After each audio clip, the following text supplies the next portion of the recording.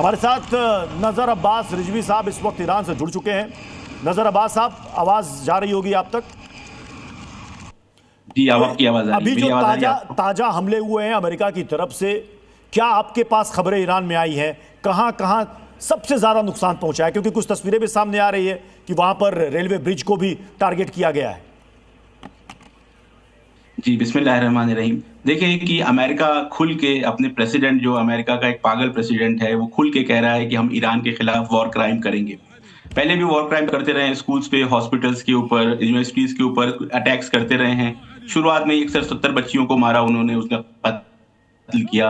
और पिछले 3 हफ्तों से जिस तरह से उन्होंने एक के बाद एक ट्वीट्स किए हैं और दुनिया को परेशान करके रखा है, उससे वाज़ेह हो गया है कि वो सेलिब्रेट कर रहे हैं वॉर क्राइम। तो इतिहास में ये दर्ज होना चाहिए कि सबसे ज्यादा पावरफुल मिलिट्री का जो मुल्क है, उसका प्रेसिडेंट खुल के कह रहा है कि हम एक मुल्क के सिविलियन इंफ्रास्ट्रक्चर को नीस्तो नाबूद कर देंगे और दुनिया का कोई भी मुल्क इसके खिलाफ आवाज नहीं उठा रहा है। ये इतिहास में, ये तारीख में लिखना जाना चाहिए। यूनाइटेड नेशन से कोई आवाज नहीं आ रही है, सिक्योरिटी काउंसिल की कोई बैठक नहीं हो रही है। ये बात दर्ज हो जाए इतिहास में।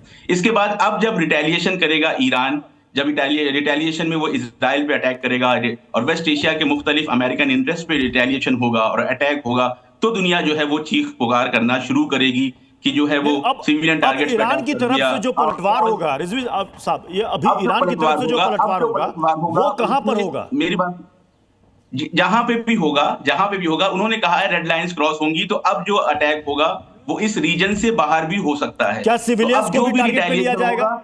क्या सिविलियंस को भी अटैक किया जाएगा? मुझे नहीं मालूम, मैं स्ट्रेटेजिक एनालिस्ट नहीं हूं। मैं यहाँ की न्यूज जो आ रहा है मैं आपको बता रहा हूं। उन्होंने कहा है कि अब जहां पे भी अटैक होगा उसकी जिम्मेदारी यूनाइटेड स्टेट्स की, ट्रम्प की, इजराइल की और नेतन्याहू की होगी। कोई भी दुनिया का मुल्क नैतिकता का पाठ ना पढ़ाए ईरान को आने के बाद कि यहाँ पे अटैक कर दिया, वहां पे अटैक कर दिया, गैस महंगी हो गई, तेल महंगा हो गया, हॉर्मुज बंद कर दिया, बाबल मंदिर बंद कर दिया। दुनिया को अधिकार नहीं है कि ईरान को नैतिकता का पाठ पढ़ाए, क्योंकि पूरी तरीके से वॉर क्राइम्स की वो खुलेआम धमकी दी है ट्रंप ने। किसी भी मुल्क ने, किसी भी दुनिया के मुल्क ने, यूनाइटेड नेशन ने कहीं से भी आवाज नहीं उठी है कि ये गलत हो रहा है।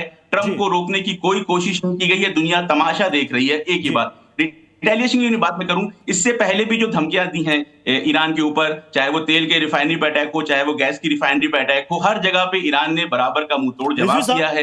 रिजवी साहब, आप बेहतर बता पाएंगे, क्योंकि कई खबरें इस तरह की भी आ रही हैं कि ईरान अकेले नहीं लड़ रहा है, उनके पीछे दो और भी कंट्रीज है जो खुलकर सामने नहीं आ रही है, चीन और रूस। क्या उसका भी सपोर्ट है? ये जो है, ये परसेप्शन है दुनिया का, ये परसेप्शन है दुनिया का। दुनिया ये कबूल नहीं कर पा रही है कि ईरान इतना पावरफुल हो गया है कि अमेरिका जैसे सो कॉल्ड सुपर पावर को घुटने पे लाके टिका दिया है। इसलिए दुनिया के वेट में ये मरोड़े पड़ रहे हैं। हजम नहीं हो रही है बात कि ईरान अकेले ये काम कर सकता है। इसलिए बार बार ये बात कही जाती है कि रूस भी लड़ रहा है, चीन भी लड़ रहा है। रिजवी साहब, हमारे साथ इजराइल से भी गैब्रियल जी जुड़े हुए हैं। गैब्रियल जी कह रहे हैं कि इजराइल में ईरान के हमले वैसे ही हैं जैसे कि घर के शीशे टूट जाना। वो कह रहे हैं मामूली अटैक कर रहा है, ईरान खत्म हो गया है।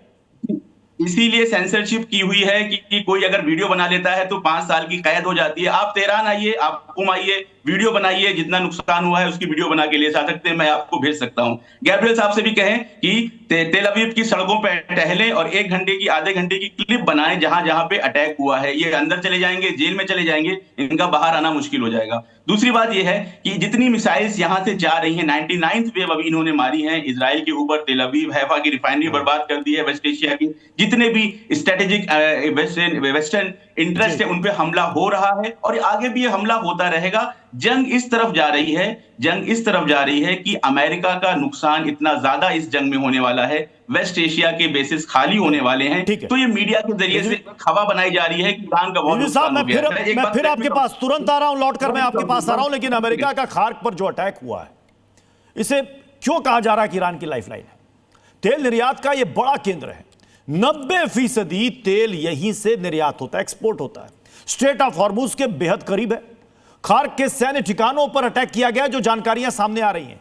ये जो मेरे पीछे आप इस वक्त देख रहे हैं, ये देखिए, ये बताया जा रहा है कि ये खार्क आइलैंड है और यहां से जो कच्चा तेल है वो यहां से 90% यहीं से एक्सपोर्ट होता है और इसे कहा जाता है कि यह ईरान की रीढ़ है, वहां की अर्थव्यवस्था की, क्योंकि यहीं से सारे जाते हैं। और ये स्ट्रेट ऑफ हॉर्मुज से बेहद करीब है। स्ट्रेट ऑफ हॉर्मुज जहां पर कई जहाज फंसे हुए हैं, ईरान का यहां पर कब्जा है। ईरान की अगर हरी झंडी मिलती है तभी यहां से जहाज गुजरेगा, वरना नहीं गुजरेगा। अब ट्रंप कहते हैं कि अब मसला स्ट्रेट ऑफ हॉर्मुज का रहा ही नहीं, हमें सिर्फ वहां से तेल चाहिए था और अब ईरान घुटने टेक दे, नहीं तो तबाही के लिए तैयार रहे।